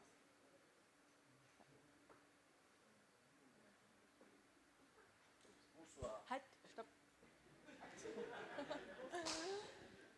Doucement, doucement. Salut, Rodolphe. Déjà, un applaudissement pour toi aussi. Hein. Voilà. Bon, respire, ça va bien se passer. Le jury va encore sur la notation sur la dernière présentation. Donc, recompose-toi. Je te donne le micro. Et tu as 5 minutes. Je te fais signe quand il reste 2 minutes et quand il reste 1 minute. Je me positionne là. Comme ça, tu vois. OK? OK. Ça va bien se passer. D'accord. OK. Merci, maman. Alors, d'abord, je voudrais dire au jury, soyez indulgents, je n'ai pas mon totem d'immunité. Je vise personne. Alors, voilà des chiffres qu'on n'aimerait pas voir augmenter, mais surtout diminuer. Et ça, c'est un sujet qui me turlupine depuis un certain nombre d'années. Et j'avais un projet en ce sens, mais bon, faute de moyens financiers, je ne pouvais rien faire. Et voilà qu'un beau jour apparaît l'open mic. Waouh, qu'est-ce que je vais bien pouvoir faire? Eh bien, voilà, mon idée, je vais me présenter, je vais faire l'inscription, on verra bien si ça fonctionne. Ça a fonctionné, ils m'ont pris. Merde, qu'est-ce que j'ai fait? Qu'est-ce que j'ai fait? Donc voilà, je me suis inscrit et c'est parti. 2 jours après, à la Coup Digitale, en ayant discuté avec l'équipe des consultants, effectivement, ils m'ont dit « Ton projet, il est super, mais selon toujours le consultant, YSL, pas Yves Saint-Laurent, il m'a dit « Est-ce que ton frigidaire est bien rempli ?» J'avais pas compris le frigidaire, donc enfin bon, bref. Donc, mais après, ah oui, effectivement, il est vide. Donc, cherchons un moyen de faire baisser le nombre des morts. Trouve une alternative. Je suis sûr que tu en es capable. Voilà ce qu'il m'a dit. Donc, réfléchis. Voilà. Ah tiens, pourquoi je n'irais pas m'adresser à ceux qui sont en charge de trouver les solutions, c'est-à-dire les gens de la sécurité routière. Après avoir discuté avec eux, longuement, je dirais même très longuement, voilà les causes principales d'accidents dont ils m'ont sorti. La vitesse, les stupéfiants, l'alcool, le non-respect des règles de sécurité. On sait que sur ces points plutôt, personnellement, je ne pourrais pas agir, à moins de courir après tout le monde et de leur dire roulez moins vite, buvez moins de rhum ou fumez moins, enfin bon bref, je ne pourrais pas le faire. Donc, qu'est-ce qu'on peut faire? Qu'est-ce qu'on peut faire? Voilà les instances qui œuvrent sur ces problèmes. La gendarmerie, la police, l'ADA, les services techniques et d'autres services encore. Je ne vais pas tous les nommer, certains d'entre vous les connaissent déjà. Donc, par contre, il y a d'autres causes sur lesquelles nous, population, nous pouvons agir. Montrer à ces services certains paramètres qu'ils ne voient pas ou qu'ils ne détectent pas rapidement. C'est-à-dire un nid de poule, vous voyez sur la droite, la voiture est obligée de se déporter pour ne pas entrer dans le nid de poule. Imaginez qu'en face, il y ait une voiture, c'est foutu. Regardez ce ponceau mal situé, pas mal situé, mais mal signalé, merci. Voilà. Vous prenez ça, c'est foutu pour votre bagnole, si ce n'est que la bagnole. Regardez ce que les dégâts des eaux peuvent faire aussi. Dans 2 ou 3 ans, même moins, le terrain va partir. Voilà. Ça, c'est une glissière de sécurité. Enfin, je pense qu'elle elle sécurise la terre. Vous voyez, leurs problématiques, c'est de détecter les informations, détecter l'information, ensuite d'envoyer les informations au bon service avec une bonne fiabilité. Ma problématique est de trouver le moyen pour faire baisser ça. Voilà ce que j'ai décidé de faire. FIAP, c'est une application mobile sur un modèle collaboratif au service de l'intérêt général, qui va collecter les données, les traiter et les répartir dans les différents services, avec un retour aux différents publics pour satisfaction. Voilà. Nous avons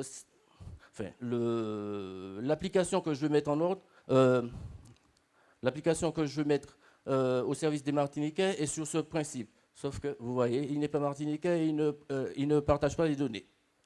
Voilà. À la Bourse Paille, après avoir fait un sondage, 95% des personnes, c'est-à-dire 73 personnes, 95% d'entre elles m'ont dit qu'elles étaient prêtes à œuvrer à la mise en place de l'application. Voilà. Voilà. tous les moyens sont mis en œuvre pour mettre en place cette application.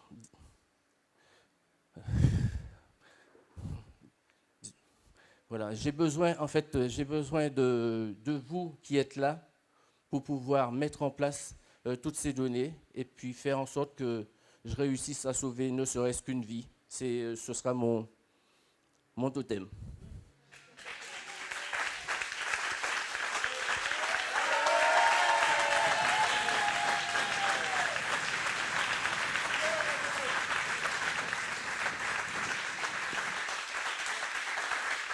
Merci Rodolphe pour le partage. Tu as passé les 5 minutes. Tu as aussi emballé le groupe, l'audience. On va voir quelle est la question du jury. C'est bon? Vas-y. Oui. Moi j'ai une question, c'est qu'est-ce qui va faire que les gens, parce que j'imagine que c'est tous les Martiniquais qui vont notifier sur l'application quand il y a un problème sur la route, c'est bien ça? Voilà. Alors, je vois venir la question, ce que je n'ai pas eu le temps de développer. En fait, je vais d'abord, avant de mettre en place l'application, je vais faire une plateforme participative sur laquelle n'importe qui pourra détecter et envoyer, en fait, c'est sur le modèle de Waze, hein, avec une photo, n'importe quoi, envoyer sur, soit par mail ou peu importe le téléphone, sur une adresse que je fournirai. Là, avec ce modèle, en ayant atteint un large panel de personnes, là, je pourrais me retourner, je n'ai pas envie de me battre avec les autorités, je pourrais aller vers les autorités, leur montrer, voilà ce qu'on peut faire avec, j'ai la gorge sèche, voilà ce que j'ai pu détecter grâce à la population. Vous avez des données sur les départementales, les données sur les nationales, peu importe l'endroit, avec toute la population, on pourra faire en sorte de réduire tous ces risques d'accident. Et surtout, ça permettra aux autorités qui sont en charge de la réfection de peu importe d'un trou ou peu importe ce que je vous ai montré, de travailler plus vite et plus efficacement. Et en retour, on fera un retour justement à la population, un retour de satisfaction et qu'ils se disent, voilà, j'ai contribué à améliorer quelque chose en Martinique, j'ai sauvé une vie ou j'ai sauvé, j'ai empêché quelqu'un de faire un accident, même si la personne ne perd pas la vie. Au moins, j'aurais fait ça. Et pour moi, c'est une bonne façon de contribuer à la vie des Martiniquais. Bravo, merci Rodolphe. Merci. C'est bon, on prend ça. On laisse un peu de réflexion pour le jury. Donc, c'était bien la présentation de Rodolphe Rosamond. La prochaine candidate finaliste vient avec plein de choses. Donc, Dina, je t'invite sur place. Sur scène, tu peux aussi installer tes produits. Donc, on bouge encore un peu dans l'ordre. C'est Dina Ludieri, la prochaine. Ludieri.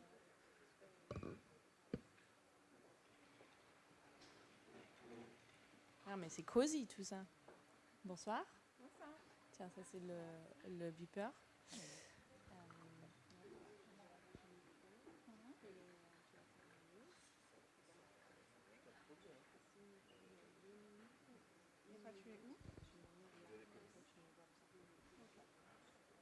Merci.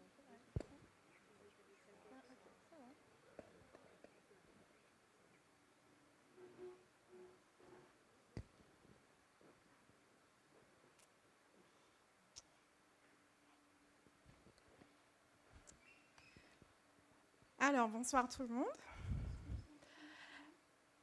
C'est parti. Les objets que vous avez devant vous ne sont pas des bougies, mais je vous expliquerai tout à l'heure. Il y a 3 ans, je pars à l'aventure. Une aventure où je passe 3 ans à passer plus de temps dans un avion que dans un véritable chez moi. Je pars, j'arrive à Orléans. 3 jours avant mon départ, on m'avait offert une bougie.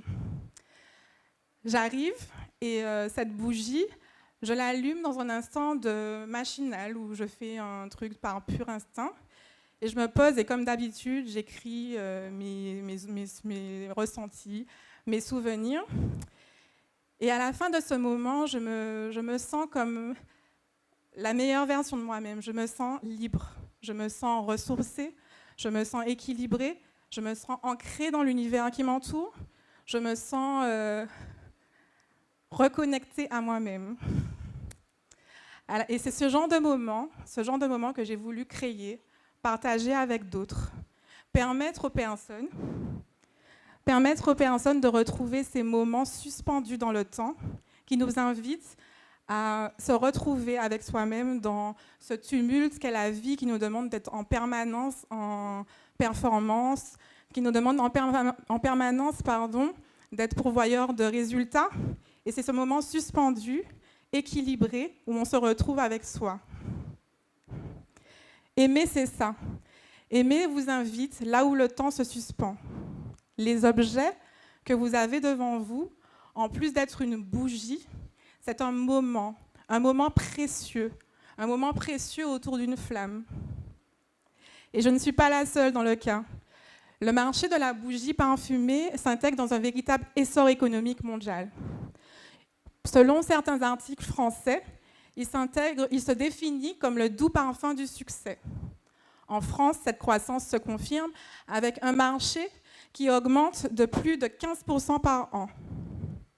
Alors je me lance et je commence à faire des bougies, d'abord pour moi, de façon artisanale, mais l'échec fait partie du processus de la réussite.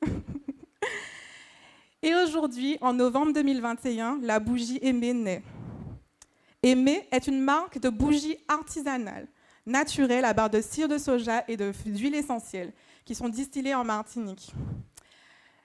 Les bougies Aimée sont ornées, couronnées de pierres semi-précieuses naturelles, ce qui me permet d'allier l'univers de la lithothérapie à l'expérience sensorielle et olfactive. Aimée, c'est l'association du savoir-faire de plusieurs artisans locaux. Mon artisan potier, moi-même, et j'aspire à travailler avec des artistes peintres, qui pourront m'aider à continuer de créer une gamme de bougies qui en feront de véritables objets d'art. Alors, Aimée, c'est une expérience sensorielle avec des senteurs locales, distillées en Martinique, vanille, coco, ananas, cannelle, basilic. Et c'est, comme je l'ai dit précédemment, l'opportunité d'établir vos émotions dans un moment. Au-delà d'être une créatrice de bougies, je suis une créatrice de moments précieux. Et mes clients me le rendent bien. Aimée, c'est 5 mois d'activité, 1300 bougies vendues et 40 000 € de chiffre d'affaires à ce jour, avec un panier moyen de 54 € qui tend à augmenter.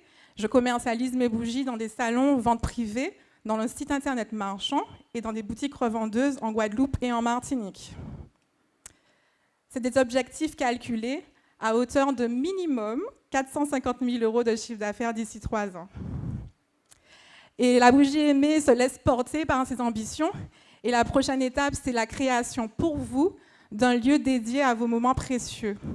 Alors, on a mis en place des actions d'optimiser le pilotage de l'entreprise, de la production, le parcours client et le revenu récurrent. Et la bougie Aimée s'envole le mois prochain pour un salon à Paris. À travers ce bootcamp, nous avons commencé l'optimisation du site internet pour développer un chiffre d'affaires plus important généré sur le site internet, car c'est le canal de distribution le plus rentable. Nous avons lancé les abonnements. En 10 jours, nous avons assuré 10 000 € de chiffre d'affaires pour l'année 2022. Nos besoins. De quoi ai-je besoin pour remplir tous ces défis ? D'un accompagnement juridique et dans ma performance organisationnelle, un local atelier de stockage pour optimiser le confort de ma production, des techniciens commerciaux et un circuit d'importation défini. Voilà, c'est bon ? Merci de m'avoir écouté et si vous avez des questions, n'hésitez pas à vous joindre vers moi.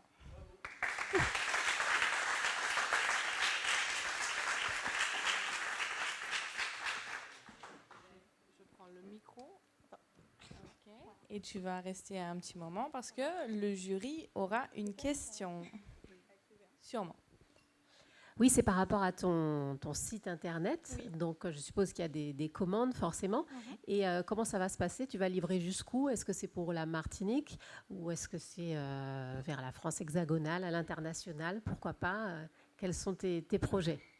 Alors, pour l'instant, effectivement, je livre... le site internet est marchand. Il vous permet de choisir vos bougies parfumées de façon personnalisée, donc en choisissant vos contenants, vos senteurs et vos pierres semi-précieuses. Donc, je livre en Martinique soit par livraison, soit en récupération en main propre sur les boutiques revendeuses, pardon. Et j'ai également une boutique partenaire sur la Guadeloupe, chez laquelle je livre également les bougies, puisque comme ce sont des articles assez fragiles, pour l'instant, en attendant de structurer justement l'acheminement de mes produits, c'est la boutique Le Café Papier en Guadeloupe qui se charge de récupération des bougies sur place. Alors bien sûr, j'aspire à national, au bassin caribéen et mondial, mais avant tout, je veux structurer l'existant avant d'envoler mes ailes ailleurs. Merci beaucoup, Dina. Je ne sais pas si tu as de l'aide pour libérer la scène. Vas-y.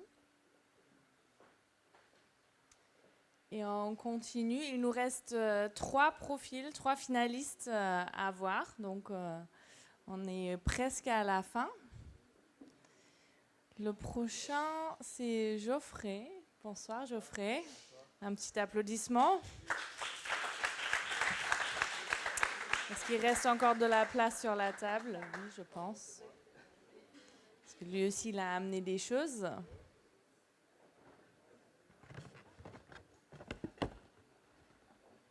Le jury est gâté aujourd'hui, hein.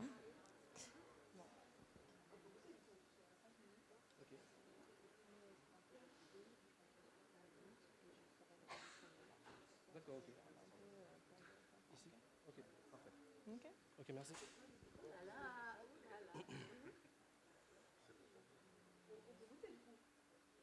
Je pense que c'est pour goûter, oui. Oui, bien sûr, vous pouvez, oui.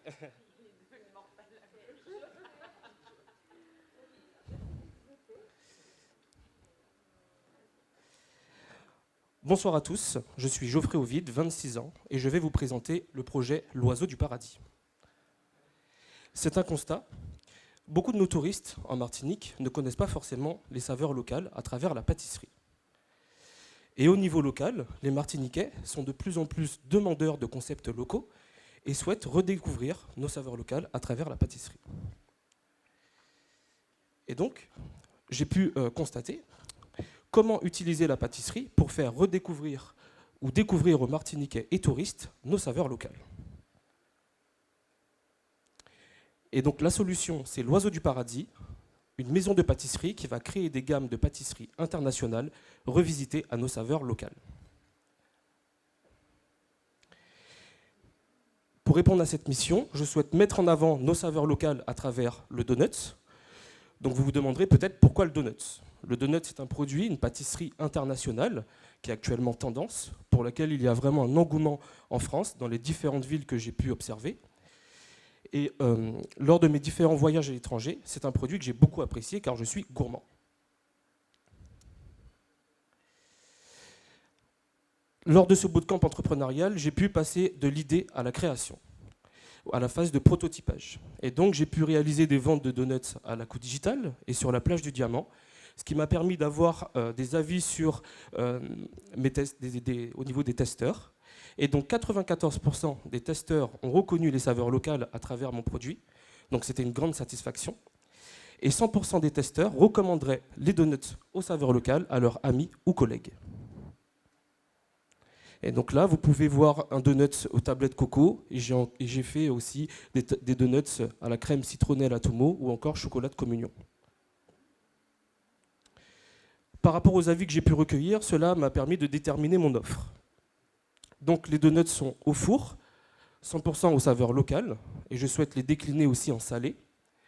Le prix estimé sera de 2,50 € à 4,50 €, c'est ce qui a été indiqué par mes testeurs.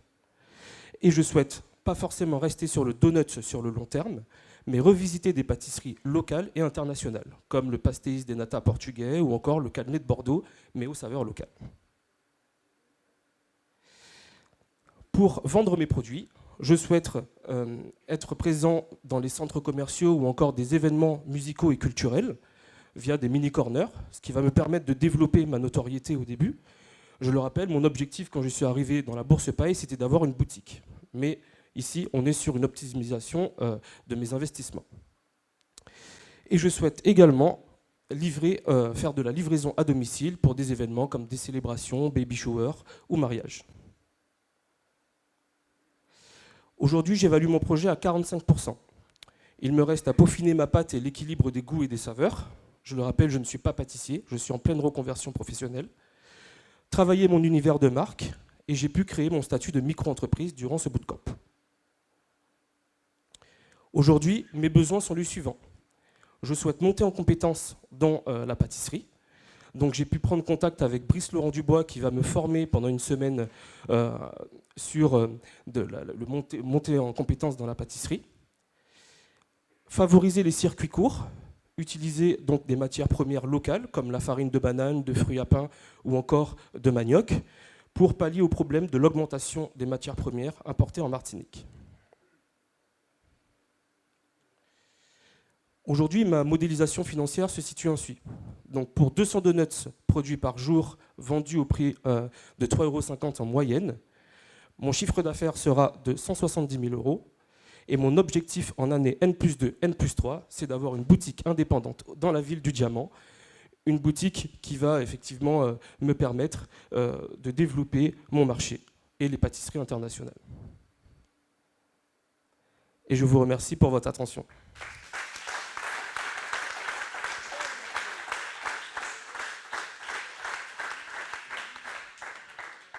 Pardon. C'est vrai. Merci. Merci. 200 donuts par jour. Oui. Et tu les vends où et par quel circuit? Alors, par exemple, avec les mini-corners, dans les centres commerciaux, donc la Galeria, Genipa ou encore devant les plages. Et je souhaite notamment faire de la livraison à domicile. Et le prix sera de 2,50 € à 4,50 € en fonction des avis des testeurs que j'ai pu recueillir. Bah, en fait, derrière, oui, moi je vois tous tes petits corners, tu peux mettre, mais quand tu fais de la livraison, ah oui, c'était pas que pour des événements comme les mariages, des célébrations, baby shower et autres. Ok. Merci beaucoup, Geoffrey. Je ne sais pas s'il en reste, si vous avez tous pu goûter. Je pense on va voir ce qu'on peut récupérer à la fin. Le prochain candidat finaliste, l'avant-dernier dans la liste, est Jessie.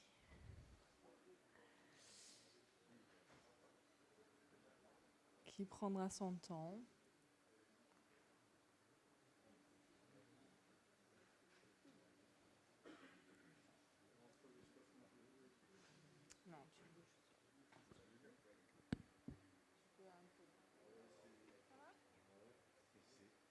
Ça va bien se passer. Écoute, tu as 5 minutes et je te fais 2 signes à 2 minutes quand il reste 2 minutes et quand il reste 1 minute.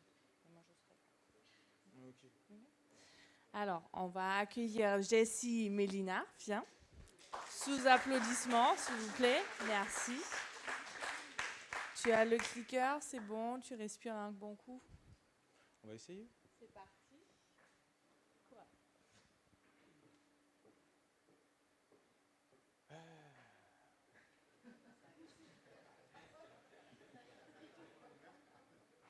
Désolé. Bonjour. Je vous invite donc à prendre place à bord du Tiki.